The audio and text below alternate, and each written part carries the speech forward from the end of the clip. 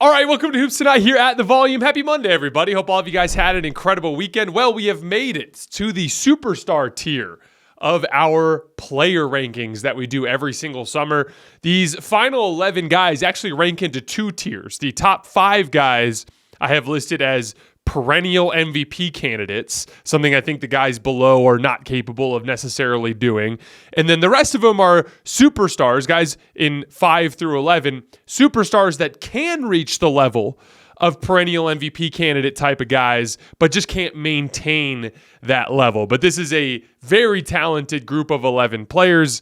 It was painstakingly difficult to rank them. I am guaranteed, no matter how I do this, to piss a bunch of people off, but we're going to go ahead and try it anyway. Today, we are starting with number 11 and with number 10. You guys know the drill. Before we get started, subscribe to the Hoops Tonight YouTube channel so you don't miss any more of our videos. Follow me on Twitter at _JasonLT so you guys don't miss show announcements. Don't forget about our podcast feed, wherever you get your podcasts under Hoops Tonight. Don't forget it's helpful if you leave a rating and a review for us on that front. And then last but not least, keep dropping mailbag questions in those YouTube comments. If you disagree with the ranking, break it down. Tell me why. I especially appreciate it if you make a basketball case, and we'll get to it in the mailbag questions at the tail end of every single one of these videos. All right, let's talk some basketball. So here were the final 11 guys. This is in the order of where they appeared in the standings, so as to not give anything away on the list. But our final 11 are Jason Tatum, Shai Gilgeous-Alexander, Nikola Jokic, Anthony Edwards, Luka Doncic, Giannis Antetokounmpo, Kevin Durant, LeBron James, Anthony Davis, Joel Embiid, and Steph Curry. So one of those guys has to be 11. One of those guys, Tatum, Shai, Jokic, Ant, Luka, Giannis, KD, LeBron, AD, Embiid, and Steph, one of those guys literally has to be number 11. That's just the virtue of how the league is stacked with talent at this point. So to be clear, when I go through number 11 in particular, this isn't like a, well, this guy isn't top 10 anymore kind of thing. It's just the reality of how many great players we have in the league, and it's just where this person fell in the ranking. So if you're pissed off, just remember that everyone else would be too. If I ranked a different player from anybody else on that list at number 11, it would be a revolt from that particular fan base. So it's just kind of the natural order of the way this kind of broke out. Remember the criteria. I'm including factors like regular season availability, the motor, like how consistently they play at the top of their game in the regular season, as well as playoff translatability, like how well does their game translate to the intensity that you need in order to get through 4 rounds of the playoffs. This is very much an October through June type of ranking. If I had to start a team tomorrow and I needed someone to lead me through the entire thing from training camp to trophy, who am I going with? And so that kind of will give you guys a little bit of an indicator on how I'm actually doing the list. And lastly, remember the reality. I look at the tiers as the main differentiators between players. I see little to no gap at all between number 11 on this list and number 5 on this list. I could see any of those players being ranked anywhere in that stretch, and it's defensible to me. So keep that in mind. This is not meant to signify some massive gap, but rather splitting hairs between transcendently great players. And so, without any further ado, number 11, the guy that ended up being the impossible decision in this list, I put Joel Embiid. Now, before we go any further into Joel's season, as we get into the top to 11, it's going to be a lot of numbers like we did in the earlier parts of the list, but it's also going to be a lot of rationale. I'm going to be talking a lot about why I have guys ranked where I have them ranked. So before we go into Joel's last season, let's talk about why I decided on Joel Embiid as the guy I was going to drop to 11. So as we know, after he pushed himself really hard in that 2023 season to get MVP, he got hurt in the playoffs again, and he looked bad again, and then he missed 43 games last year in the regular season before losing in the first round of the playoffs. He filled the box score in the Knicks series. He actually averaged 33 points, 11 rebounds, and 7 assists, but consistently wore down at the end of games, especially on the defensive end of the floor, but he also shot poorly. He shot just 4 for 14 in clutch situations, including 0 for 4 from 3 against the Knicks. And most importantly, he just couldn't get the job done. his peers against the top of the league, or I should say his peers at the top of the league, playing against that Knicks team that did not have Julius Randle, that was dealing with injuries. I just think his peers at the top of the league would have been able to push their teams over the top, which is something that Embiid was not able to do. Now, Embiid was clearly hurt. His knee was all sorts of fucked up, but that's kind of the point in the reality of starting your franchise or building your franchise around a guy like Joel Embiid. So to be clear, I think Embiid, when he's 100% healthy, is a better basketball player than several of the players that I have ranked above him in this list. But there are 3 reasons I decided to drop Embiid to 11. Number 1, starting this year, and this is a list that is designed for this upcoming season, starting this year, I expect the Sixers to heavily manage his regular season workload.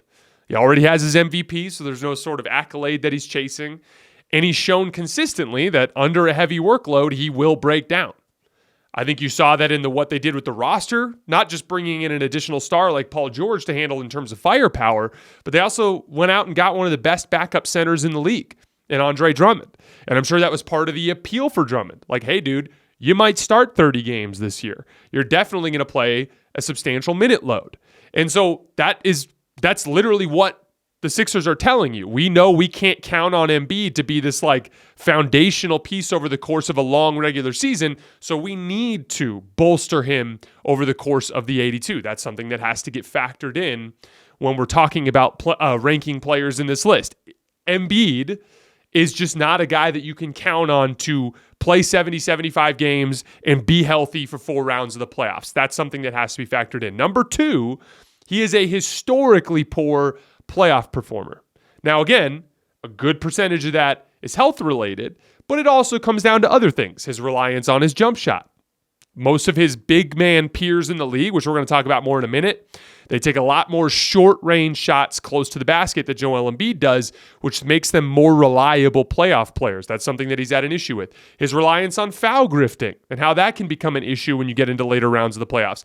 And then last, his struggles to read aggressive defensive coverages. Those are just on the offensive end too. That doesn't even get into his struggles to get up and down the floor in transition, some of his limitations in terms of the defensive coverages that you can deploy him in. He has struggled historically in the playoffs. So not a guy that can really hold up over the course of the 82, and a guy that when he gets to the postseason seems to play below his capability. Third, with respect to trying to build a team around him, he's a very one-dimensional player on both ends of the floor.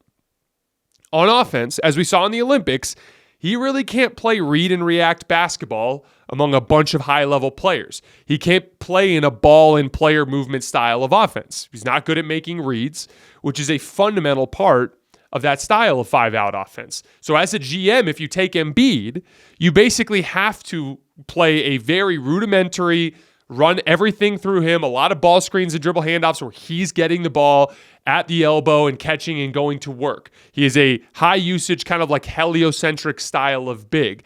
He struggles with quick ball and player movement. So there are some limitations in the types of rosters you can build around Embiid that don't exist for some of the players that he has higher on the list. And on defense, he is strictly a drop coverage big.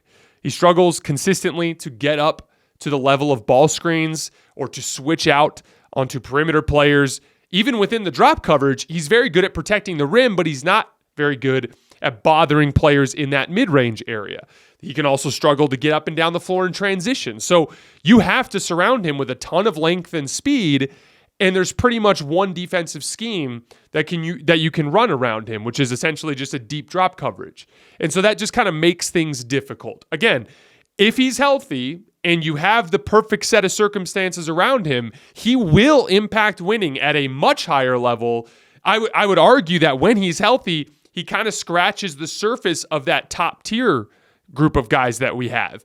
It's just that set of circumstances just never takes place for whatever reason. And so that just to me made him the guy that I had to drop. So to put it simply, he has one of the highest ceilings in the league as an individual basketball player. But he's also one of the most difficult players to build around because he needs a ton of regular season support as well as postseason support. And he requires a certain style of play on both ends.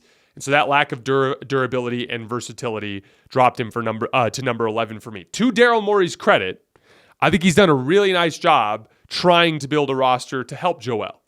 Tons of regular season support, like Andre Drummond at center, a second perimeter star to help eat up usage, and tons of postseason support. That's the 3-star build.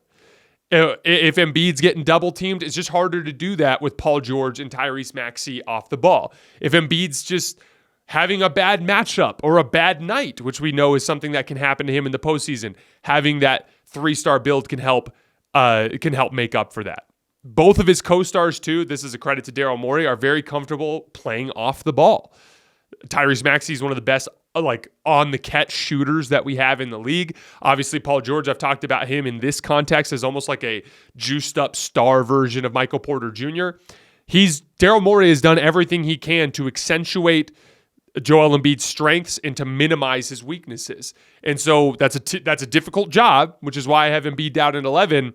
But Daryl Morey has put him in position to be a guy that can contribute to winning at that top tier level, and I'm really interested to see if he can do that next year.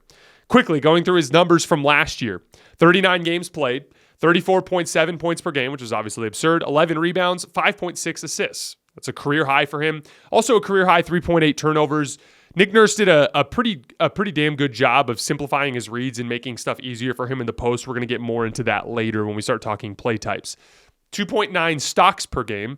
His shooting splits, 53% from the field, 39% from three, 88% from the line, which amounts to 56% in effective field goal percentage, and thanks to 12 free throw attempts per game, a blistering 64% true shooting percentage.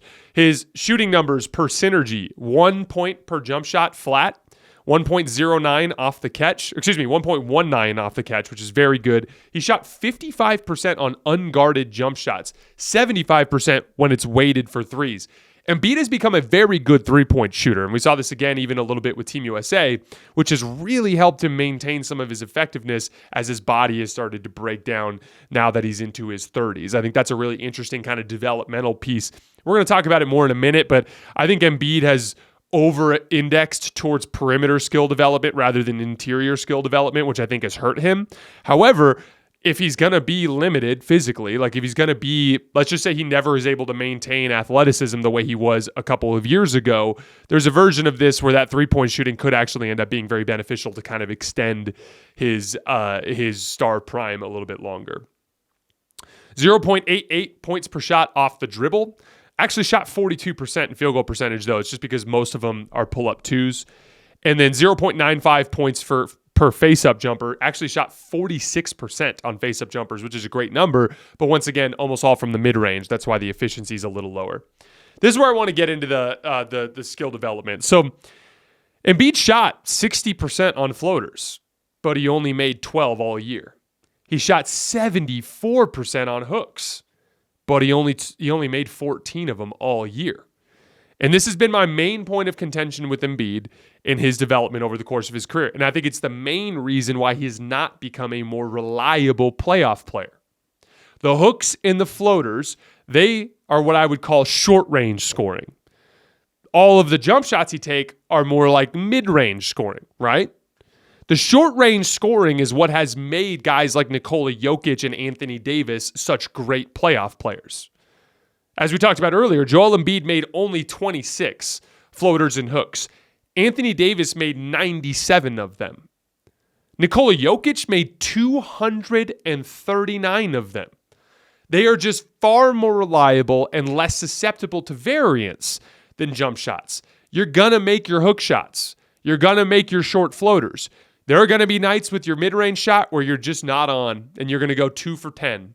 You're never going to go 2 for 10 on hooks and floaters. They're too close to the basket. It's too easy to get your rhythm down there. Not to mention, in ball screens, that's where they're getting their catches. Jokic and AD roll further into the lane, and they take more floaters in the roll. Embiid is always short rolling to that foul line area so that he can catch an ISO. And so essentially, AD and Jokic have made themselves more, capable of playing alongside other players because they can be just finishers as role men rather than Embiid's catching on the roll almost as like another area of where he's initiating the offense. Like he's catching, it's like, oh, great pick and roll. Maxey hit Embiid. He's right there at the foul. Okay, here comes the jab step, pump fake, jab step, pump fake. It's like now we're back to just Embiid working there. And so in addition to the lack of efficiency, there's just more flow and making quicker decisions off of the catch in ball screens, which have made Jokic and AD into such deadly role men. Again, like indeed, Embiid can make those jumpers, and he'll have games where it's like, oh my God, he's just not missing that 15-footer. It's just there's a lot more variance in that regard. I would love to see Embiid add more of a bully ball, close-range game. I also think it would just make him be able to use his physical tools better. He's bigger and stronger than most people. And like, as you saw from the percentages, he certainly can make them. At the rim, Joel Embiid shot just 64% last year. Nikola Jokic and AD were both at 70% per synergy. So that's really the main issue. Embiid is indexing towards the perimeter with his skill development. AD and Jokic are still functionally bigs. AD will take his fair share of ISO jump shots. Jokic will certainly take some late clock ISO jumpers in the mid-range. He'll certainly take some pick and pop threes, but those are purely supplementary parts of their game. Whereas everything they do on the interior is something they can pretty much depend on a night-to-night basis. Obviously, Jokic to a much greater extent than AD, but I have AD over Embiid in this regard for a similar reason. And as far as around the rim, he's always just throwing up bullshit, trying to draw fouls and falling on the ground instead of just going up strong and finishing through contact. And again, that's a substantial dip in percentage. 64% for a guy with Embiid's size and strength is just not good. You got to be up around 70% like Jokic and AD are. But like that's the ironic thing is like I would say Embiid is the best perimeter scorer of the group by far. Like if it was like king of the court starting from the top of the key, 2-dribble limit, I'd give me AD over Embiid and AD, or excuse me, give me Embiid over AD and Jokic any day of the week. But in terms of everything that a big guy needs to do for a basketball team, that's where AD and Jokic have the edge. Running the floor, winning physical rebound battles. Remember when Embiid was getting his ass kicked on the glass against Serbia in the fourth quarter? Short-range scoring in ball screens, short-range scoring against switches, finishing around the rim. All of those things are actually more important to the center position than perimeter scoring. And they're all areas where Embiid could stand to improve significantly. Play type data from Synergy. He only ran 27 inverted ball screens all year, but he did pretty well. He got 34 points out of them, including passes, which is 1.26 points per possession. 297 ISOs for 321 points. That was 1.08 points per possession, or the 81st percentile. That ranked 8th out of 24 players to run at least 250. So he's one of the better ISO players in the league last year. Post-ups, 318 reps for 351 points. That's 1.10 points per possession. That ranked 4th out of 18 players to run at least 250. So he's one of the best ISO and post-up guys in the league last year. The adjustments that I was talking about with Nick Nurse that led to more assists from Joel Embiid last year. The two main things that I noticed, better distribution of his touches. In the past, Embiid ran the majority of his post-ups from the left block. He actually ran over 50% of his post-ups from the left block. And one of the issues you have with that specific situation is Embiid loves to face up and then rip through to the right. And so as a result, he's catching on the left block, he's turning and facing, and when he rips through, he's ripping through and ending up in all of that traffic. Well, last year, there was a significant shift to more balance, a lot more touches from the right block, a lot more touches from the middle of the floor as well. As a matter of fact, if I remember correctly, he had about as many post touches from the middle of the floor as he did the entire previous season, despite playing in like half as many games. And with that respect, there's a couple different things. One, from that right block, when he wants to rip through towards the baseline, it's just less crowded over there. And then two, especially from the middle of the floor, that's actually the area where it's hardest to double team. And Embiid, again, we saw an increase in turnovers, which is to be expected because that's actually one of the hardest places to pass out of. But from that spot on the floor is when you can really make defenses pay for doubling. And we saw a substantial increase in Embiid's passing ability last year. One of the other things, the second piece that I noticed from Nick Nurse was just always keeping, usually Tyrese Maxey, but always an excellent above the break shooter that was one pass away. AD has a similar problem, but like Embiid, when he gets double teamed, kind of just wants to get rid of the ball to the first outlet. Like he's more interested in just getting rid of it without turning it over rather than making the kill pass that beats the double team, right? And so one of the things there is like, if you just make it so that the guy who's throwing that post entry pass and is standing on the wing, 10, 15 feet away is a guy who's a deadly above the break shooter, especially one that could shoot a little behind the line, like in that 25 to 28 foot kind of range. When you have that, those are easy kick out passes for Embiid that he can knock down, or that he can make the read consistently and that shooter can knock down. And I thought that was a big part of the increased bit of assist volume that we saw from Embiid. Again, Embiid may have his limitations, but when he's healthy, he's a force to be reckoned with. And Daryl Morey has surrounded him with a ton of talent, very specifically with talent that helps address Embiid's specific weaknesses. But the reality is that he's a harder player to build a championship level roster around than the guys that I have above him because of his issues that extend all the way from October to June. So I have him at 11 on this list. We had the appetizer last week, and now we're getting the full feast. College football is back. Don't miss any of the action. Jump in at DraftKings Sportsbook. It's a full slate of games for week 1, including the big matchup in Atlanta between the preseason number 1 and number 16. This is going to be DraftKings' biggest college football season to date. Enjoy the ride now all the way through the expanded playoffs. Plus, all newbies getting into college spirit, here's something extra special. New DraftKings customers bet $5 to get $200 in bonus bets instantly. Score big with DraftKings all college football season long. Download the DraftKings Sportsbook app now and use code HOOPS. That's HOOPS. That's code HOOPS for new customers to get $200 in bonus bets when you bet just $5. Only on DraftKings. The crown is yours. Number 10, Steph Curry. This is another guy that I really struggled with where to rank on this list. And the main reason is that aside from those last 2 games at the end of the Olympics, Steph has been in an extended slump. His numbers were down across the board last year from the previous year. His points were down, his rebounds were down, his assists were down, his steals were down, his blocks were down, his field goal percentage was down, his three-point percentage was down, like substantially across the board. He really struggled to end the year. From February 23rd to the end of the season, Steph played in 23 games, averaged just 22.7 points per game, 4.8 rebounds, 5.2 assists, just 41.9% from the field, and just 37.5% from 3, which is solid by NBA standards, but for Steph, that's not the 3-point percentage you expect to see from him. So, for basically the last third of the season, forget about shooting slump, Steph just wasn't even playing at a superstar level anymore. One last stat to drive this home.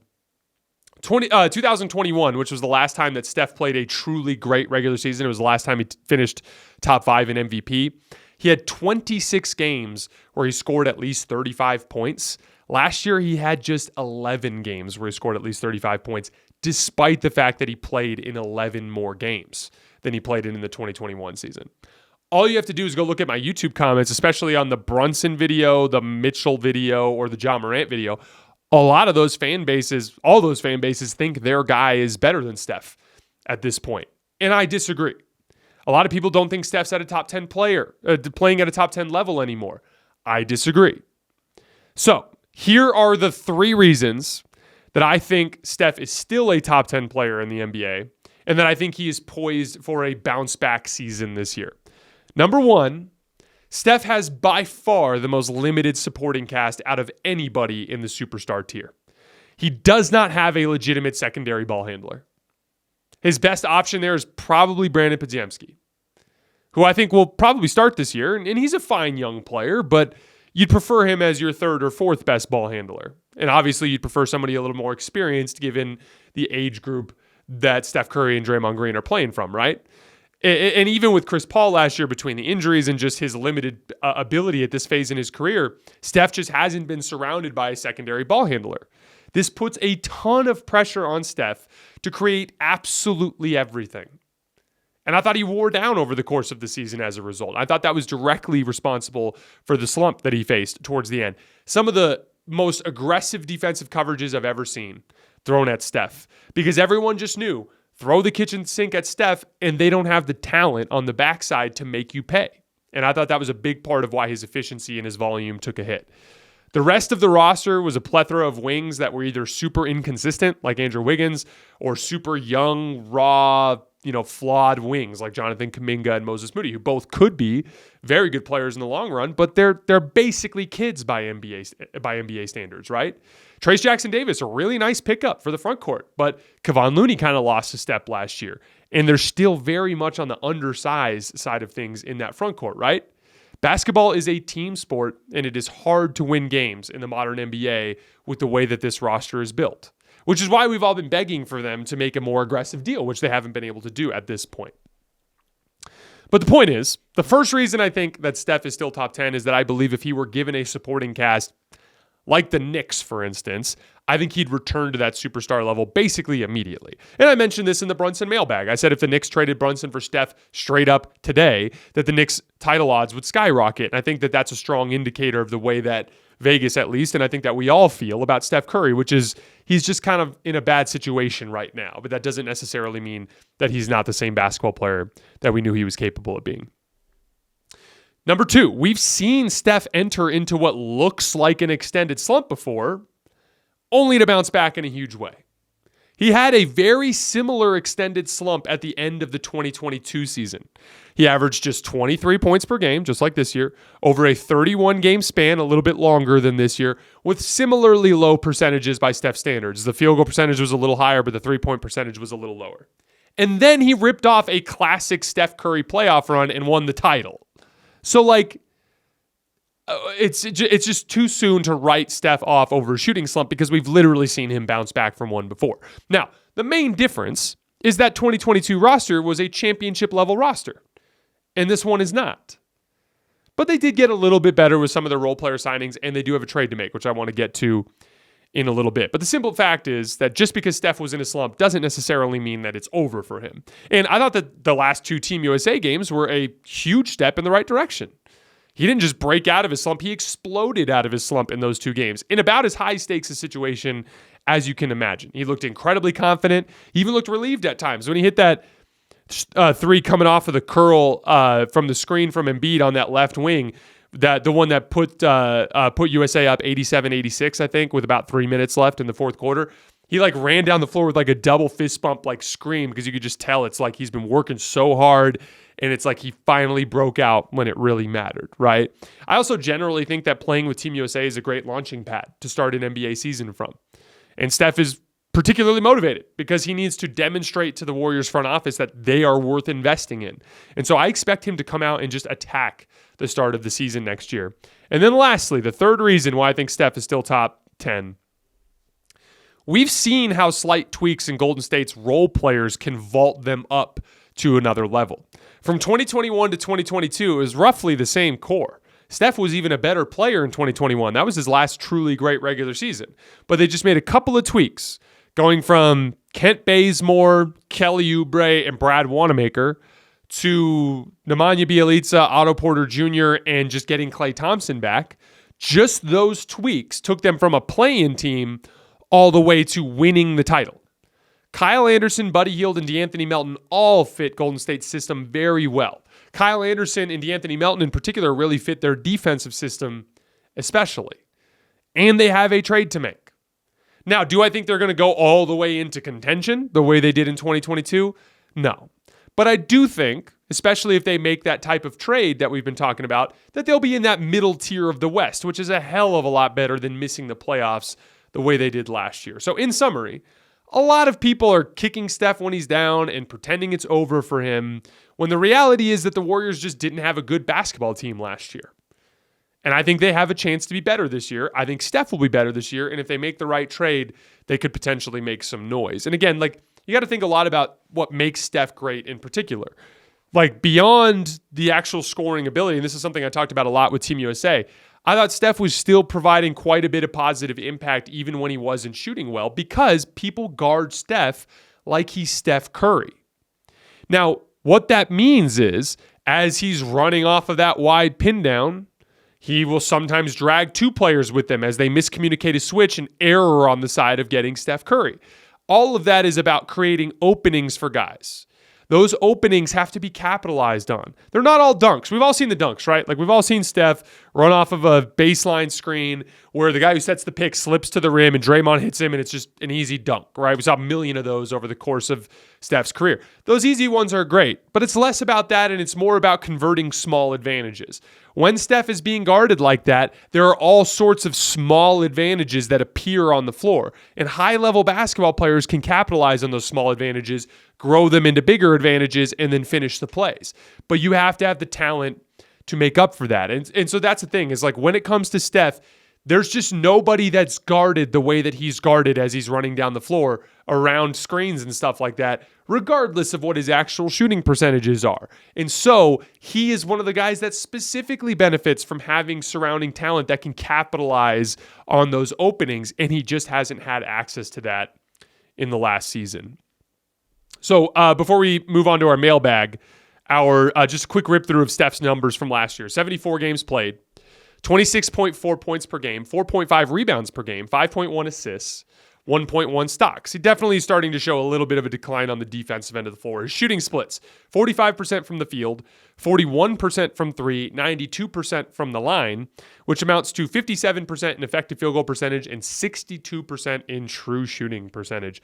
Shooting numbers per synergy, 1.16 points per jump shot, 1.31 points per catch and shoot jump shot, which is obviously absurd, 1.05 points per pull-up jump shot, a little down from some of his previous seasons, 44% on floaters, a little over one attempt per game, 60% at the rim, which is like incredible for a small guard surrounded by the poor shooting or that Golden State surrounds him with. That's what's crazy. Steph, 60% at the rim. Joel Embiid, 64% at the rim. Like that's goes to show you kind of what I was talking about earlier with Embiid.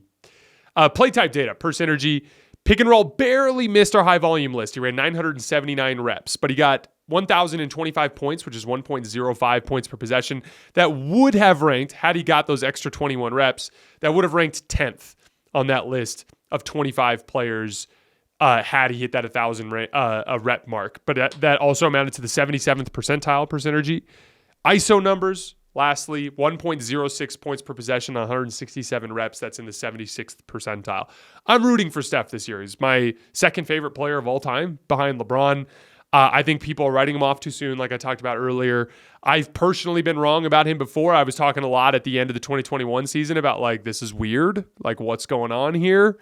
Now, I never actually said he was declining, but I was a little worried, and I'm so glad that he proved me wrong, and I'm hoping that he proves me wrong, or proves all of us wrong, again, as we head into this upcoming season. All right, guys, let's get into that mailbag. Love the content, Jason. I just want to point out how incredible it is that Steph Curry has an argument of being a top 10 player ever, if he's not already there, with a height of 6'2" in a game like basketball. The fact that he has done more winning with less size and weight than any other player is truly remarkable, and I think it needs to be talked about more. I totally agree. And to take it further, I think he's easily one of the 10 best players ever, and I have him as the 5th best perimeter player ever, which is crazy because both of those lists are dominated by guys, even the perimeter player lists are dominated by guys with crazy physical gifts. The guards are 6'6" with a 40-inch vertical. The wings are 6'8", 6'9", guys like LeBron are super, super strong, or like guys that are super fast. Like he just is the one outlier on that list. And that's kind of how I refer to other. This is the best way that I could put it. When I see other small players, I talk about Steph as the exception that proves the rule. Like, just because Steph did it didn't mean everyone else can. You know what I mean? That's how different a guy like Steph is than other guys that would frequently get lumped in with him that aren't necessarily at that level. Guys like Damian Lillard, for instance, right? Even guys who are great athletes. Like, remember when Russell Westbrook got compared to Steph a lot in that like 2015, 2016 stretch? Like, Steph just was consistently a more winning player than all of them, despite not having the tools that they had.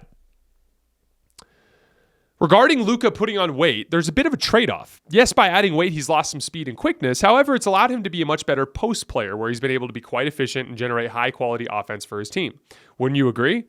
His best run also came last year when he was bigger than he was in the bubble. However, this time the Mavs put the right pieces around him and it led to a finals run. I don't think Luka being as slim as he was in the bubble is best for him, as he'd lose that strength advantage he has against other guards, which I believe is worth losing some speed, as he's proven even at a higher weight he can function as an adequate defender if engaged. Love the show and the content. Nice to have someone like you in this space of lots of talking heads looking for clicks. Thank you for supporting the show. I really appreciate it. So a couple things. There was a video that was going around of Luka's game winner against the Clippers in the bubble in 2020, and he looked like really thin compared to the way he looks now. Now, a couple things. I do agree that there's an advantage that comes from being bigger and stronger. That's just a fact. And I'm sure there are some situations now where Luka is able to bully some players that maybe he didn't used to be able to. However, Luka was still bullying guys back then.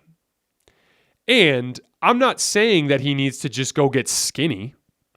Ideally, there's a version of this where he's in peak shape and he has the same amount of weight maybe that he has now, but it's more functional because it makes him mobile because it's muscle instead of body fat. That's what we're all talking about. And I think there's another question about Luka later on, if I remember correctly, and we'll get to it here in a minute. But that's really the thing that I think resonates with everybody when they're watching. It's not just that he's struggling on defense; it's that he's struggling on defense and he looks kind of chubby. That's where it has a bad optic element to it. Hey, Jason, as I mentioned, great list so far, but this is another part of the ranking that's interesting. I understand the availability part with Jimmy over Kawhi, but Jimmy's availability is on the decline, as you noted, while his actual game is on the decline too. Kawhi is still a superior player in a vacuum on both ends, and his game ages better. Can you give a bit more of a basketball reason why he's over Jimmy? Splitting hairs, but I just believe Kawhi is and will continue to be a better player in a vacuum this season. Keep up the great work. I'm assuming you mean that Jimmy's over him. But it's a couple things. Jimmy has had availability issues, but nowhere near to the extent that Kawhi has. I pulled the numbers yesterday, but I want to say since going to the Heat, Jimmy's averaged, I think, 58 games played. And then I want to say Kawhi is around 43 games played since the bubble. So the availability issues, they both have had issues, but Kawhi issues have been far more substantial. Jimmy Butler's had some playoff issues, right? He missed this playoff series this year. However, it was kind of a fluky type of injury. It wasn't a wear and tear injury. It was a fluky type of injury. But then he's also had incidences remember in 2022 when he had a couple really bad games in the conference finals because his knee was hurt. Jimmy's always banged up and has issues, but it's just a completely different level than what Kawhi has been dealing with. I agree, for the record, that Kawhi is a much better player when he's healthy. The only reason I put Jimmy Butler over him is I just think Jimmy's more available and more reliable. But again, as we've discussed, it's splitting hairs.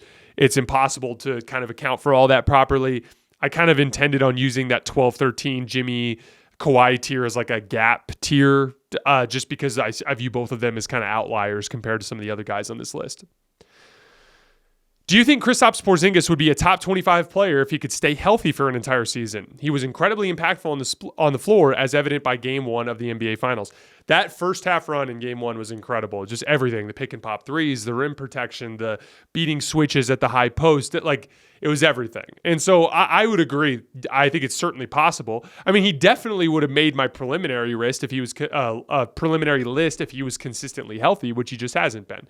Maybe he'll be more lucky on that end next year, and then we'll get to have that conversation in a more serious context. Jason, I really wish you would stop saying the 2022 Celtics team was the most talented team in the league. They weren't even favored in the first round of the playoffs. They were not favored in the finals either. Marcus Smart was the third best player and had Grant Williams as a starter.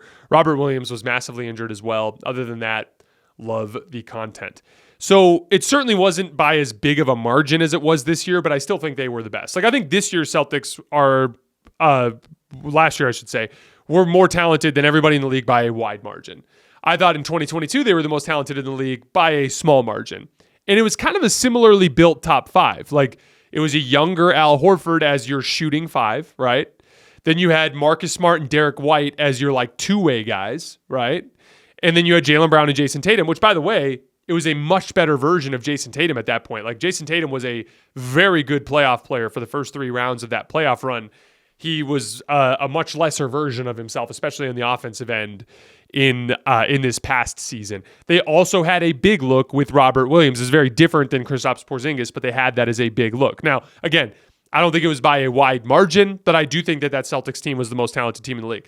I want this to be a two-parter, though, and we can get back to this on Wednesday if you want to leave another mailbag response. But who would you have ranked? Like, which team do you think was more talented than the 2022 Celtics? Let me know in the comments. We can get into that on Wednesday. Hey, Jason, you were by far my favorite NBA YouTuber and probably the best basketball mind in the media. That's very, very nice of you to say. Do you think that Max Christie, Austin Reeves, D'Lo, Gabe Vincent can be a sufficient backcourt if Max Christie can contribute to some of the defensive and athletic worries, especially if Vanderbilt is healthy this season? I think healthy Gabe and Vando with Max Christie kind of in just like a larger role, I think that certainly would help them in the regular season context, just simply because like you're eating innings over 82 games. And like Gabe was out most of the year. Jared Vanderbilt was out most of the year. Max Christie was on the fringe of the rotation for lesser players most of the year. And so by kind of infusing that into the roster, that will certainly help. But none of those guys are what I would consider to be like rock solid two-way starters, right? Like that, and rock solid two-way starters, these are the guys that you see on these championship teams, guys like Derek White, guys like Kentavious Caldwell-Pope on that Nuggets team, guys like Aaron Gordon, going back to the Warriors, like what Andrew Wiggins was before he declined, right? Like those are what I would consider to be rock solid starters. Klay Thompson, circa 2022, was kind of a rock solid starter. Going back to 2021, a guy like Brook Lopez, rock solid starter. The Lakers just don't have that outside of Austin Reeves, LeBron James, and Anthony Davis. And so even though Gabe and Vando and Max Christie supplement specific needs in terms of perimeter defense, they have other issues that they bring to the table, right? Gabe is small and is kind of a streaky shooter. Jared Vanderbilt's a very limited offensive player, right? Max Christie is very, very young and struggles when he puts the ball on the floor to make decisions, right? And so there's a lack of reliability on a consistent basis with those guys, which prevents them from being like rock solid starters. But I think you can get away with a Jared Vanderbilt or a Gabe or even a Max starting in a playoff run as long as you get a third star. Like if it was Austin, LeBron, AD, some other star, and then you had a limited fifth starter, that's one thing. But if they can't get like a rock solid star, then I think you need two rock solid starters between Austin, LeBron, and AD. Does that make sense? So like, if I'm seeing Gabe or Vando start playoff games for the Lakers, I'm hoping that there's a star in there somewhere that they went after, because otherwise I don't think they have what they need in that starting lineup. But thank you for the kind words and for supporting the show. I do sincerely appreciate your guys' support. And as you guys all know, there's plenty of negativity, especially every time player rankings come around. And so you guys always outweigh that many times over. Jason, the Mavs defense wasn't the issue in the finals. I'd argue that their defense actually held up pretty well. It was the offense that totally collapsed. Luka had a bad defensive performance in the finals, that much is true, but his defense has only improved year over year, and as you pointed out, Boston is incredibly unique in being able to attack in that department. Luka, being a liability on defense, really only showed up in the finals, and he was still the best player on the court while his co-star and supporting cast totally flatlined. And while it's not an excuse, but people are still not even taking into account his banged up knees / playing through injury while carrying the level of offensive load. The criticism of Luka's defense is definitely warranted, but in my opinion, it's gone overboard. And this is the continuation of what we were talking about earlier. I think the main reason that people are pointing to is that it has something to do with his conditioning. Like he looks like someone who doesn't care about being in peak shape. So then when he gets hurt, people are going to associate it with the fact that he's not in peak shape. And so then that kind of puts a different optic around, like the optics around it are just different, right? I agree that Boston is a bad matchup, and I do think Luka is capable of holding up defensively in the majority of matchups, which is why I still have him extremely high on this list. For the record, when I was ranking Luka on this list, the Boston series didn't have any sort of negative impact on it for me. But we'll get more into that when we get to Luka. Which will not be until next week. That's how high he is up on this list. This is a very good question from one of you guys. What is your personal definition of clutch, and what does a player need in order to be clutch? So, I'd say it's okay. This is I'm missing the second half of your question here. Here it is. I'd say there's two main categories: playing in a clutch game and having a clutch moment, with the truly great players demonstrating both time and time again. As examples, if I need to choose a point guard to come through in a really important game, I'd pick Steph Curry. But if I needed to put a guard on the court to hit a game-tying shot or a game-winning shot, I'd want Kyrie. So this is a super interesting question. Clutch to me is about so many different things. Everyone wants to focus on shot making, right? Like this is the Michael Jordan 3-2-1 at the buzzer type of shot, right? We saw Kobe Bryant was the next face of this type of thing. Kevin Durant is the face of this kind of thing now, along with guys like Kyrie Irving, right? But to me, clutch is so much more complicated than that. There's decision making with the ball, right? Not taking a tough shot if you don't have to. Making the right reads when the defense is throwing multiple defenders at a star. Not turning the basketball over. Game plan discipline. This is mainly on the defensive end of the floor. So like avoiding mistakes, like losing a shooter when you're playing off the ball. Doing the wrong thing in a coverage. Like if the coverage asks you to go over the screen and you go under the screen and the guy hits the three in a big time moment, you didn't do your job within the scheme, right? Missing a box out. Not like that was the big thing I was talking about with Joel Embiid in that game against Serbia. It's like, oh, Embiid hit these 3 straight shots, and they were huge shots. And I'm not trying to take that away. Those were huge feathers in his cap for that game. But then he would go right down to the other end and not do his job on the defensive glass. Like that's also part of clutch basketball. Like doing your job and not making mistakes is important because in the large sample, you can weather mistakes, but in the small sample, mistakes can kill you. And then clutch defense. Like, remember when Giannis was like single-handedly shutting down the Suns pick and roll at the end of the 2021 finals? Or like LeBron, his ability to switch on to guards, like when he switched on to Jamal Murray in the 2020 Western Conference Finals, or when he switched on to Derrick Rose in the 2011 Eastern Conference Finals. Like that is another element of being clutch, is if you're just a defensive weapon that can be deployed that shuts down an action at the end of games. So like iso ball is important. There are a lot of times where you need someone to take and make tough shots. They are an important part of clutch basketball, but simplifying clutch basketball down to just iso ball is a mistake, in my opinion. I don't understand how Kawhi, who hasn't played in forever, is far ahead of Ja Morant. While prime Ja is nothing close to prime Kawhi, I think the metric for ranking should be consistent. As you said in one of your mailbag responses, availability is as important as ability. Right now, I'd pick Jaylen Brown, Devin Booker, and Jalen Brunson ahead of Kawhi. No offense. And again, the main thing for me here is Kawhi and Jimmy Butler were just kind of in like a separate tier. Like I put them both at 12 and 13 as like deliberately as like a gap tier. But the reality is, as far as Ja goes, is Ja has had similar availability issues and never has shown anything close to the same stratosphere of playoff dominance as Kawhi Leonard did. Last question. Hey, Jason, just wondering what you think of all the discourse surrounding Steve Kerr lately. A ton of people on Twitter were trashing him during the Olympics for his lineup decisions, and that vitriol sort of started in FIBA last year. I think he did a perfectly fine job in Paris. Tatum wasn't playing well, and Steph just needed to get into a groove. Even before those last 2 games where Steph went nuclear, he was still demanding a ton of defensive attention, so his gravity had tremendous value. Do you think Kerr was deserving of the FIBA and Olympics head coaching positions, and what mistakes, if any, do you think he made?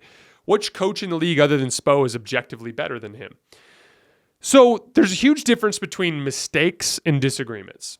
Coaches have philosophies, and a lot of times they're trying to inflict those philosophies onto whatever their roster is. Now, for instance, Steve Kerr tends to solve problems with ball handling and guard play.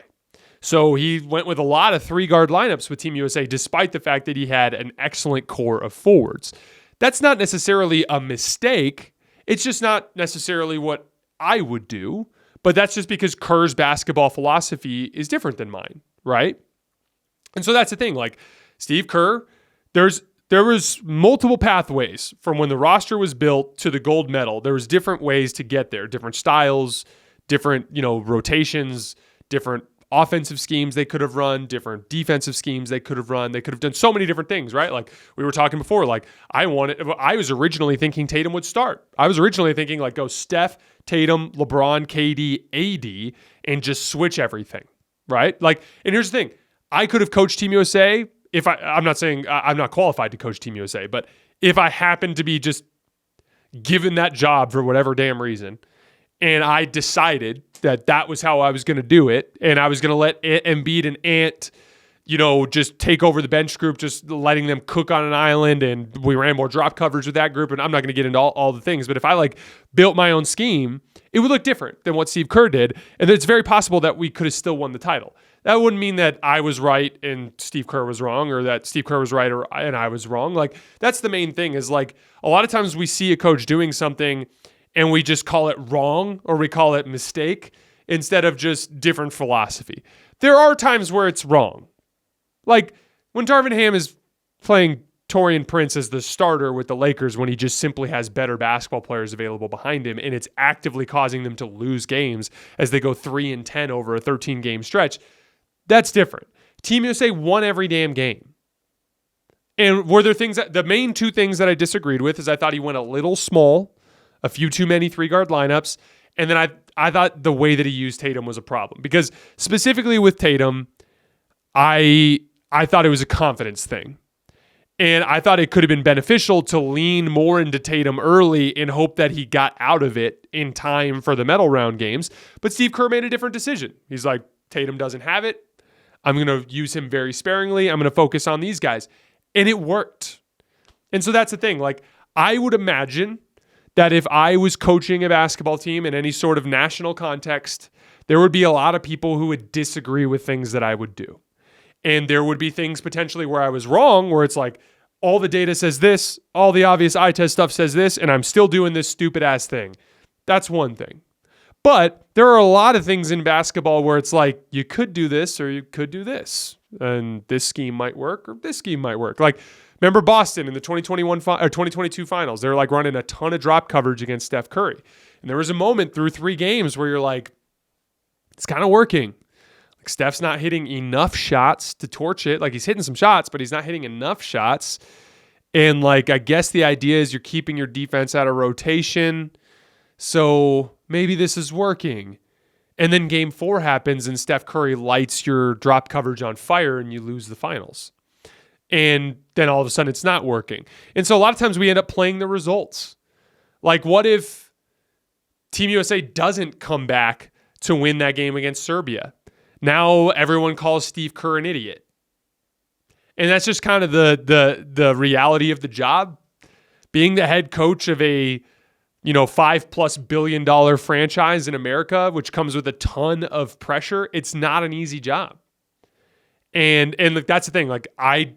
Steve Kerr did some things that if I had been coaching the team, I would have done differently. That doesn't make him wrong. It's just his specific basketball philosophy, and he won the damn trophy, or the gold medal, I should say, which is all that matters. I think Steve Kerr is the second best coach in the league behind Eric Spoelstra. And that's the thing. Talk to Heat fans.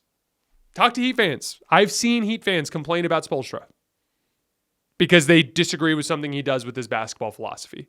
And that's just kind of the reality of the way that job kind of just leads to a lot of criticism, right? It's kind of unavoidable. All right, guys, that is all I have for today. As always, I sincerely appreciate you for supporting the show. We'll be back on Wednesday with number 9 and number 8. I will see you guys then.